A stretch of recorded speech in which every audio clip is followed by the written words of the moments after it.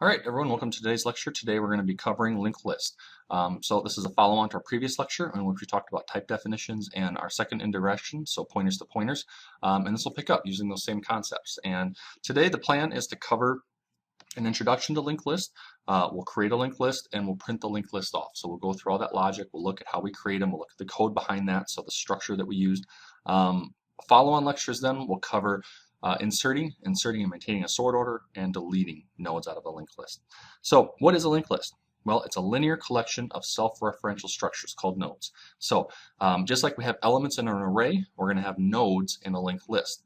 These nodes are self-referential structures. Okay, so there's really nothing new because we've already dealt with structures. They are self-referential, and we didn't do that earlier in the semester when we talked about structures, and we haven't used that so far. We talked about it a little bit, we just haven't used it in any lab or assignment. And so with that, we'll look at that structure, and we'll kind of refresh our memories on what is a self-referential structure and how do we use it correctly. It's linear, and I have a better diagram that will talk about that to really to show arrays are linear in fashion, and so are linked lists. A couple of these bullets here, really on the next slide, I'll do a little better job of explaining here. What are the differences then of an array versus a linked list? Why would I want to use an array versus a linked list? So arrays can store lists of data. They can be held in an array, but there are some major limitations. Okay, the first one, and probably the greatest, is that the fixed length arrays are fixed length once the size is determined or memory is allocated. Right. So if we declare an array and we say it's going to be a 50 element array, we have all elements, the memory reserved for all elements of that array, assigned right away, reserved right away. So that memory is allocated. If we didn't use malloc, that memory is allocated for the duration of that program run. But same thing with malloc. Once we've requested the memory, even though we can request that dynamically, we have to request as much as we need or we think we'll need at the time that we need it. Okay, and then once we're done with it, we can free it, and at least there's a little more efficiencies there. Arrays are hard to keep sorted. Okay, so every time if you have an array and you insert a new element and you need to maintain an order, then you have to shift all of the elements that come after that element that you're inserting. Okay, so if you have maybe the values ABD, and how about this? Let's do ACD. And so you have an element with 3 elements, and now you want to insert B. Well, you have to insert it in that second element, and that means all the elements behind it need to shift one. So there's a lot more maintenance in maintaining a sorted array. Linked lists, on the other hand, are dynamic, and that is that we'll use malloc, but we'll only malloc the memory for a node when we need the node. Once we're done with the node, we can deallocate or free that memory. So this is a really good data structure when the number of items we need is unpredictable. That means that the size of our linked list can grow and shrink as it needs to, and we don't have to keep memory tied up unless we're actually using it. We can also maintain a sort order, and it's really easy to maintain a sort order, and we'll go through that here in future lectures because of the way that the linked lists work with that self-referential structure. If we're maintaining maybe an alphabetical order and we insert a new node, we don't have to shift all of the nodes that come after that new insertion. We just have to create a bridge, link it in. Okay, and it's very easy to do that. So this is how we can conceptually think about linked lists. Okay, one thing to keep in mind or to know is that they're not stored contiguously in memory. Okay, with an array, we talked a little bit about pointer arithmetic, and we could do that because when you declare an array, you get all of the memory you need allocated for it in a contiguous block of memory. So the addresses make sense. They work with each other, or they're next to each other. So that's how we can do the pointer arithmetic. With linked lists, we cannot do that. We think of them like that, but they are not contiguous. Okay, so in this diagram, what I'm trying to depict is this is going to be a pointer. Okay, we're going to use pointers in order to create this linked list. So we have our start pointer, and it is a variable, and it points to this node. Okay, each one of these guys are going to be nodes. You can see here, while these addresses are completely fictitious and really don't make any sense, the point that I'm trying to get across is that each one is different. This isn't contiguous, they're just completely random. And so that's how we need to think of them. Conceptually, they're linked together. If this were a linked list, we'd have 1 item, 2 items, 3 items, and possibly more. They are linked together. These arrows here, and we'll talk about this in a little bit, are going to represent the pointers that we use in order to link one node to the next. but the memory addresses that they allocate, the memory addresses they've been assigned aren't necessarily there. Now, we don't typically have to worry about that because the way that we link these, we're going to be using the pointers, the values of our pointers, the memory addresses of our pointers, and so it's not that big of a deal.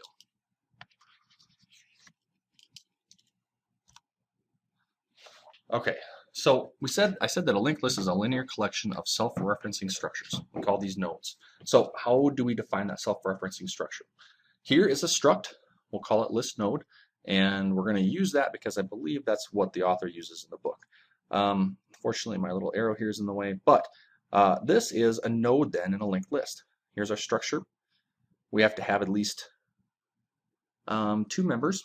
Okay, one member is going to hold the data, and one member will be the self-referential member. Okay, so this is a struct list node. This is a struct list node, but it's also a pointer, and we use next pointer. Okay, so I'll explain a little bit better here in just a minute on what that next pointer means and how we use it to link these nodes together. But for right now, you just have to keep in mind, this is how we create a self-referential structure. Okay, it has to be a pointer. It can't just be a simple variable. All right, so I mentioned it already. We have to have a self-referential structure with at least 2 members. One is going to be that self-referential member because we need a link to another node. We're going to link all these nodes together, and the way we're going to do it is by this member right here, this next node member. We're going to malloc memory for that structure, for that node, and then when we malloc memory for a second node, we're going to store the second node's memory address in this node's member, and it'll point to it. The other member that we need is a member to hold our data. Okay, with these nodes, with these linked lists, what we're going to look at, I think we're going to look at char. I forget now. Here, let's just take a quick look at the code. Yep, we're going to use chars. What happened here? There we go. But it could be anything. Okay, so we're going to look at a very simple structure just to have something to look at, something to practice or study. But our nodes themselves can be more complex. We could use chars, we could use ints, we could use other structures, we could use anything we could feasibly put into to store data and want to create a list of those. Primitive data members are going to be easier to maintain sort order and everything, and that's why we're going to it's really one of the main reasons we're going to use them here. Okay, so we know what a node is. It's a struct that has 2 members, one to hold our data, and one is the self-referential member. Now we need to actually create the node. Okay, first thing we'll have inside of here is in the program that we look at, we're going to have a typedef. Okay, so if you recall from our last lecture, typedefs are just shortcuts. So we say typedef, this is what I want to create a shortcut for, and this is what the shortcut is. So now anywhere in this program that I use the word node, use the keyword node, it represents struct char node. Okay, using that typedef, then we can create our first node. All right, so what we're going to have here on the left-hand side is using the typedef. Okay, so here is that node. It's a pointer. I'm going to call it root, and it's going to be equal to null. Okay, when we look at linked lists, when we use linked lists, we're going to always need to know. We're going to have to keep track of that root node. What begins our linked list? You can think of this as element 0 in an array.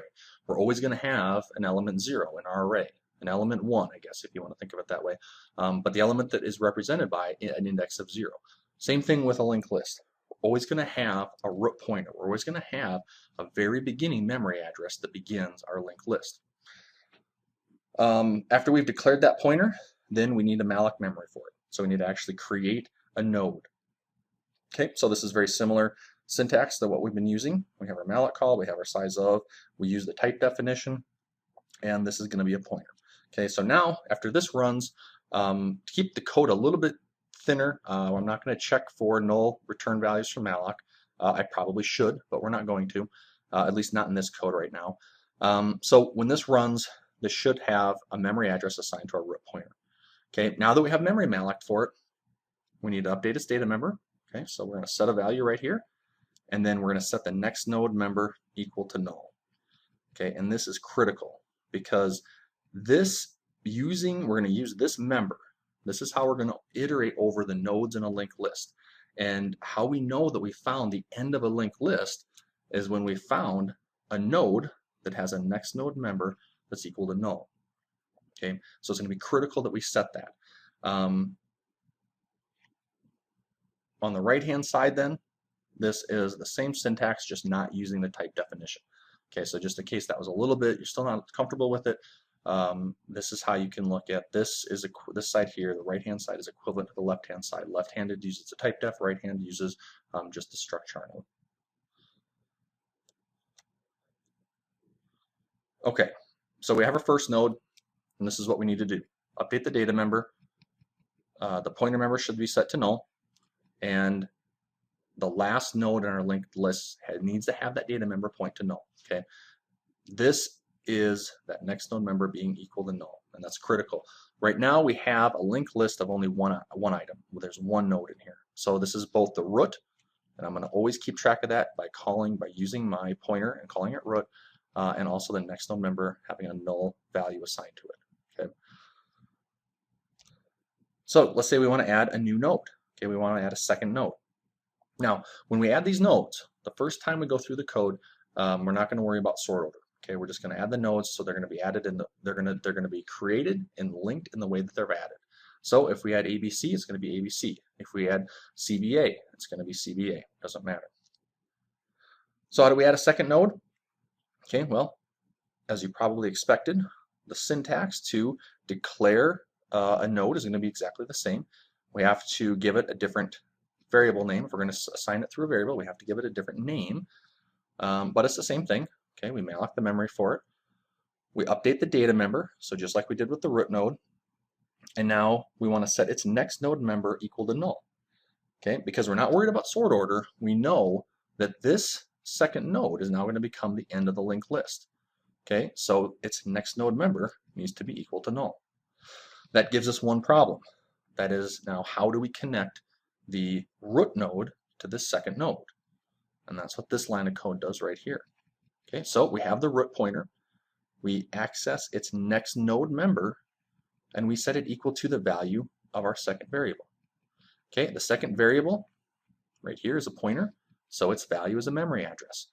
Next node is a pointer, so it expects to be assigned to it a memory address. So now the root next node member no longer points to null, it points to second.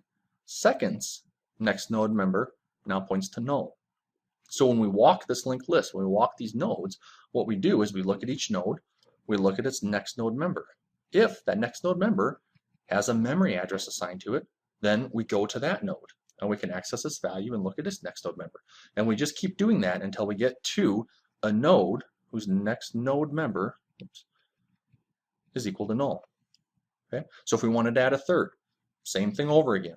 We'd create a third pointer, we'd update its data member, we set its next node member equal to null, and then we'd say that second's next node member equals the value of the third variable. Okay, so the memory address that we just allocated.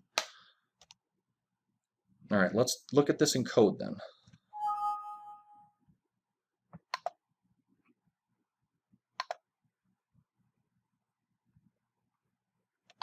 All right, so what you'll have uploaded is linked list intro.c. Here you can see is our structure. Okay, so struct char node. We have two members, the data member and then our struct char node pointer. Okay, so this is what makes it a self-referential structure. All right, I'm going to call it next node because that's exactly what we're going to use it for. We're going to use it to link this node to the next node. I said earlier in the lecture that a node can be connected to one or two or none, and I'll do a better job here. I'll go back in the slides and I'll do a little bit of drawing. But what I mean is that each node is only going to link to one, but it's going to be part of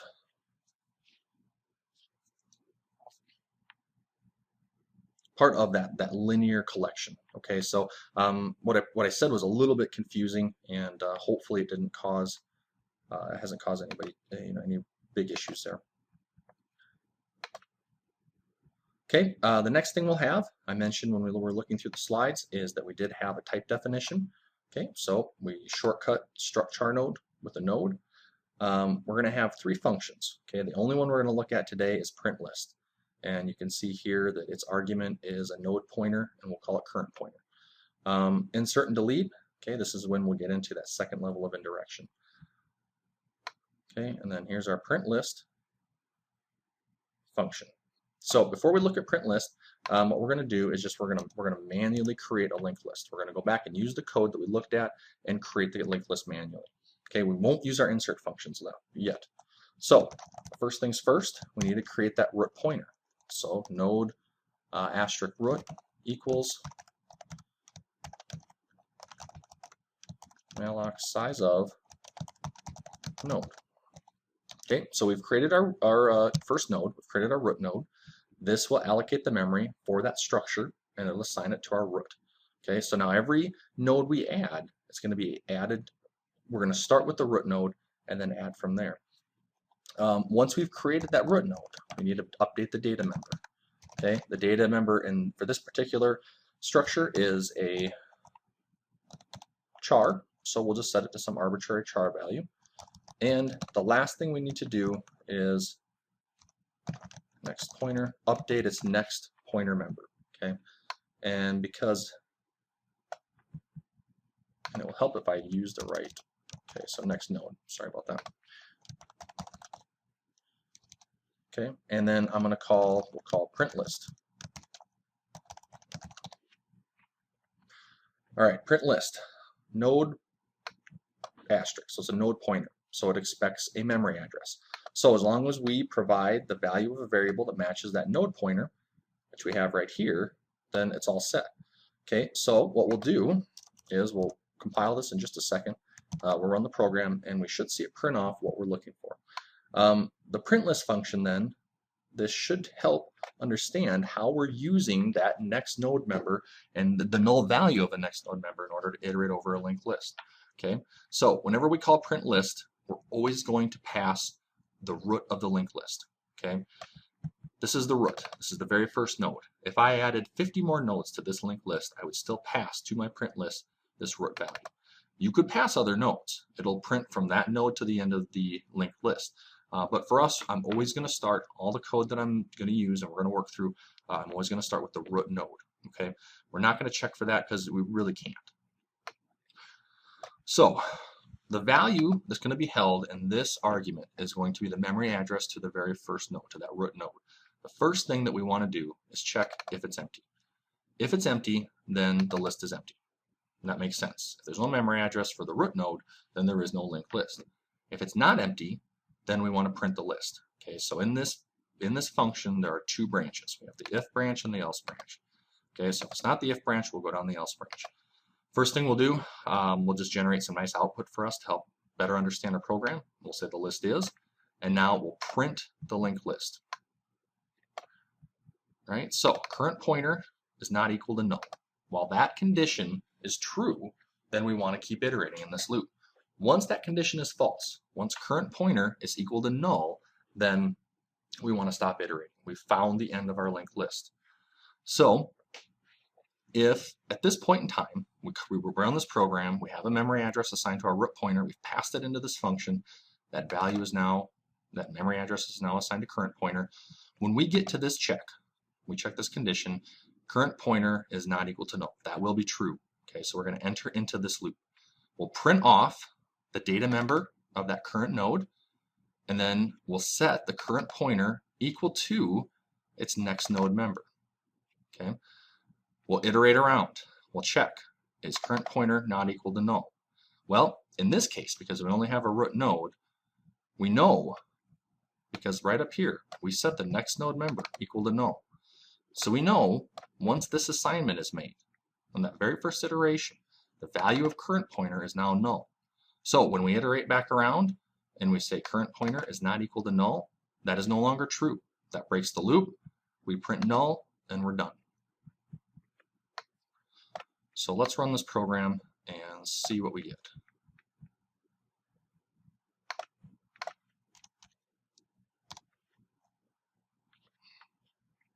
Okay, syntax error. I'm still using the wrong node member name. So next node, NXT node, and I just added an E here. So we'll get that fixed.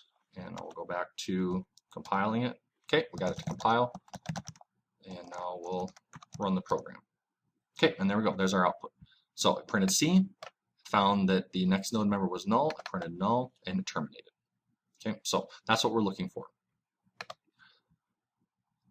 Let's see if we can diagram that out a little bit better in PowerPoint. So what do we have right now? We have a node, okay? This node is going to represent malloc memory, okay? So it has some address assigned to it. We have our root pointer, okay? And our value of our root pointer is this memory address.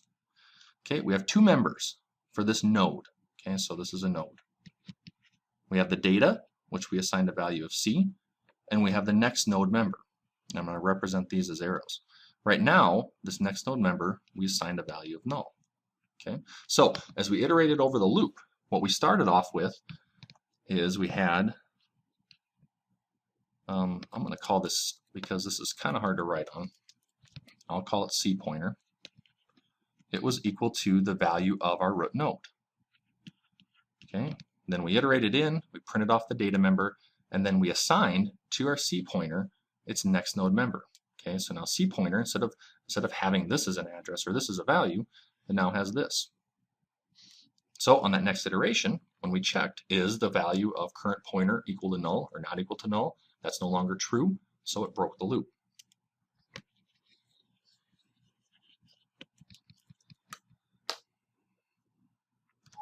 Okay, let's keep that. Let's go back then to our code and we'll add a second node. Okay, we'll print it off and then we'll be done. So node pointer, call it second, and then it's the exact same syntax. Okay, at this point all we're doing is creating another node. So all of this is identical. Okay, second data, and we'll set that equal to A, and second next node equals null. Right? We're not worried about sort order, so the second node is going to be the end of the linked list. That means that its next node member needs to be equal to null. But right now, root next node member is equal to null. So even though we have two nodes, they're not really a linked list. Second is not linked to root. So how do we fix that? We go back to root's next node member, and we set it equal to the value of our second pointer, the value, the memory address of our second node. Okay, that creates the link. That now links the root node. The next node member is going to point to the second node. The second node, its next node member is going to be null. So that's how we link the root to the second. Okay, so now when we iterate through this list, what we'll do is with the first iteration, we're going to start with the root node. I'm always going to start with the root node. The value of that root pointer. Okay, so we'll enter into the loop. We'll print off the root node's data member. We'll set the current pointer equal to the next node member of the current pointer. Okay, with this first iteration, that's the root. So after that gets done, what's assigned to current pointer? Well, it's going to be the value of our second node, the memory address of our second node. So we have a second iteration. Is it not equal to null? That's still true. So we're on the second node now. We're going to print off its data member, and then we're going to set current pointer equal to the next node member of the current pointer. Okay, so the next node member of itself. We're on the second node. What's the value of the next node member for the second node? It's null. Okay, so now in that third iteration, this is no longer true. Okay, current pointer is equal to null. The loop breaks. We printed off the two nodes that we need. We found the end of the linked list, and this function can terminate. Okay, so let's see how if that runs.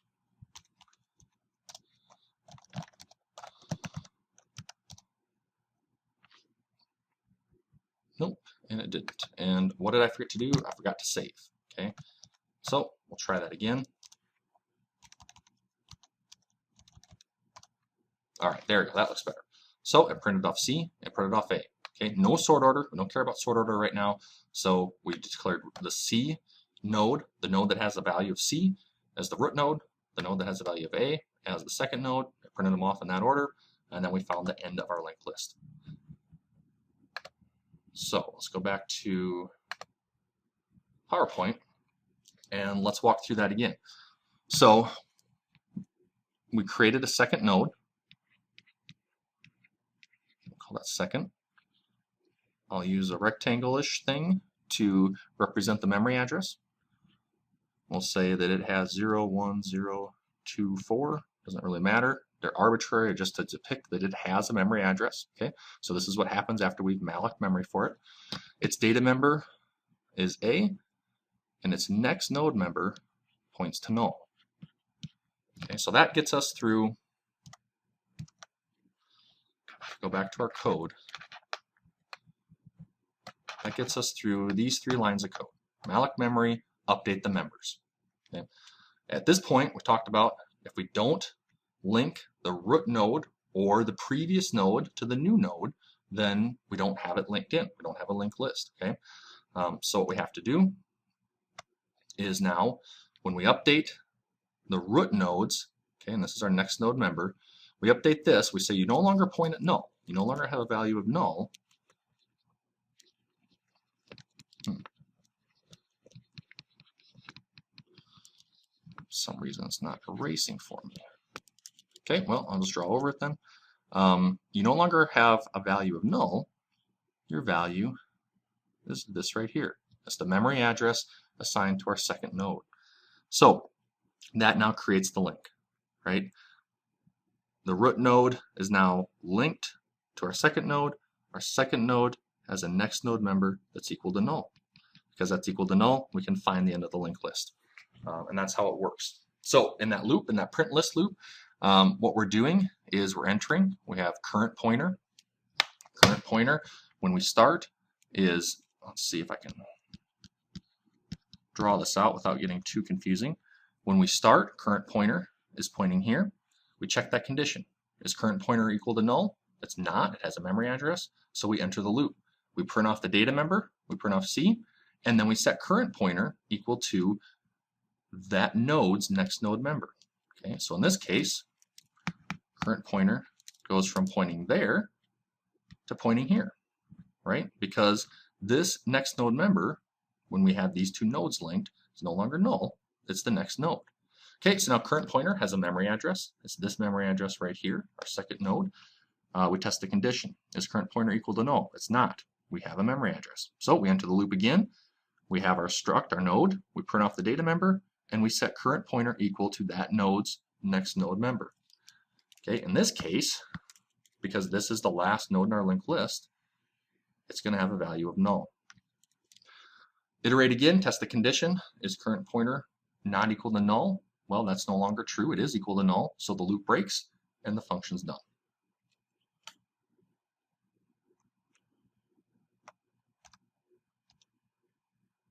All right, and there's just a slide describing the print function. Okay.